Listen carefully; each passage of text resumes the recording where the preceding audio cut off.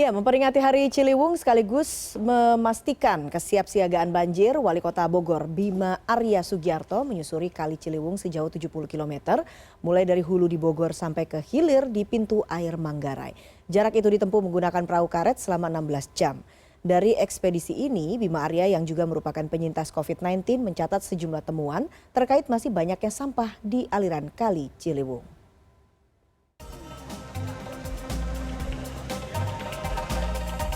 Menggunakan perahu karet, Wali Kota Bogor Bima Arya Sugiarto menyusuri Kali Ciliwung sejak Selasa hingga Rabu 11 November sore. Ekspedisi susur Ciliwung ini ia mulai dari hulu sungai di Kabupaten Bogor hingga pintu air Manggarai sejauh 70 km. Jarak sejauh itu ditempuh selama 16 jam. Aktivitas ini dilakukan bersama dengan sejumlah pegiat lingkungan dan komunitas peduli Sungai Ciliwung dalam rangka memperingati Hari Ciliwung yang jatuh pada tanggal 11 November. Acara ini sekaligus mengecek kesiapsiagaan banjir. Dalam ekspedisi ini, sampah dan limbah menjadi temuan utama. Pembuangan sampah, jadi warga yang nyampah di sungai kita catat. Dari Bogor sampai Depok ada 34 titik. Tapi dari Depok sampai sini itu ada ratusan titik. Kemudian ada limbah ilegal, ya, ada pabrik tahu kebanyakan. Dari Bogor sampai Depok ada 11. Ya, tapi dari Depok sampai sini itu juga ada belasan juga gitu. Tapi kalau kita lihat datanya ternyata sebagian besar sampah, sebagian besar limbah ini lokasinya dari Depok ke sini. Ya, kalau dari Bogor sampai Depok vegetasinya masih hijau gitu. Kan pertanyaannya gini, kata orang-orang kiriman banjir dari Bogor. Kan ini harus clear. Seberapa besar kiriman banjir dari Bogor? Seberapa besar penyumbang banjir di Jakarta kan gitu.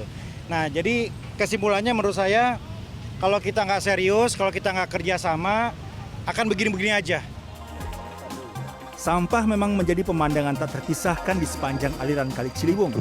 Menurut relawan dari komunitas peduli Ciliwung, sungai ini kerap menjadi biang bencana lantaran perilaku warga dan pelaku usaha yang menganggap sungai bak tempat pembuangan sampah.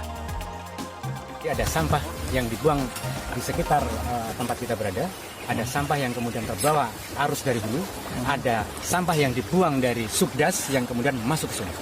Tapi ingat, sampah yang paling banyak ditemukan di sungai adalah yang pertama, plastik sekali pakai.